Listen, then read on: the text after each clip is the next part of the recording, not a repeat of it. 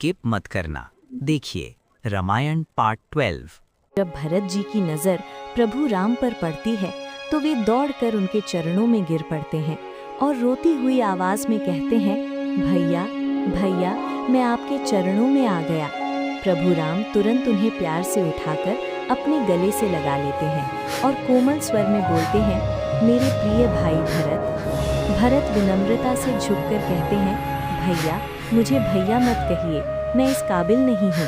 इतना कहकर भरत जी सीता माता के चरणों को स्पर्श करते हुए क्षमा मांगते हैं। ये देखकर लक्ष्मण को अपनी भूल याद आती है और वे भी भरत के चरण छूकर रो पड़ते हैं। तब भरत उन्हें गले लगा लेते हैं। थोड़ी देर बाद शत्रुघ्न आते हैं। प्रभु राम और सीता माता के चरण स्पर्श करते हैं और लक्ष्मण को भावुकता से गले लगा लेते हैं। कुछ समय बाद प्रभु राम कोमल पर चिंतित स्वर में पूछते हैं, भरत महल में सब कैसे हैं? पिताजी कैसे हैं? ये सुनते ही भरत की आवाज़ भर आती है और वे आंखों में आंसू लिए कहते हैं, भैया पिताजी अब नहीं रहे, उनका स्वर्गवास हो गया।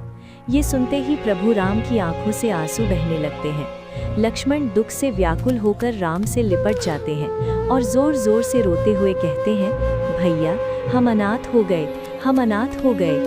तब भरत धीमे स्वर में कहते हैं, प्रभु राम गुरु वशिष्ठ और सभी माताएं भी आ रही हैं। ये सुनकर राम गंभीर हो जाते हैं और पूछते हैं, माताएं भी आ रही हैं भरत? इतने में दूर से माता कौशल्या, माता सुमित्रा और माता कैकेयी सफ़ेद साड़ी में शोक से व्याकुल कुटिया के द्वार पर पहुंच जाती हैं। उन्हें देखते ही राम भावुक होकर आगे बढ़ते हैं और तीनों माताओं के चरण स्पर्श करते हैं। माता कौशल्या दुखी स्वर में कहती हैं, राम हम अनाथ हो गए। राम विनम्रता से कहते हैं, माता आपके तो 4 पुत्र हैं, आप कैसे अनाथ हो सकती हैं? अनाथ तो हम हो गए। उसके बाद सीता जी आगे बढ़कर तीनों माताओं के चरण स्पर्श करती हैं और प्रेम से गले लग जाती हैं। ये दृश्य देखकर सबकी आंखों में आंसू आ जाते हैं। थोड़ी देर बाद लक्ष्मण जी आते हैं। वे भी माता कौशल्या, माता सुमित्रा और माता कैकेयी के चरण छूते हैं।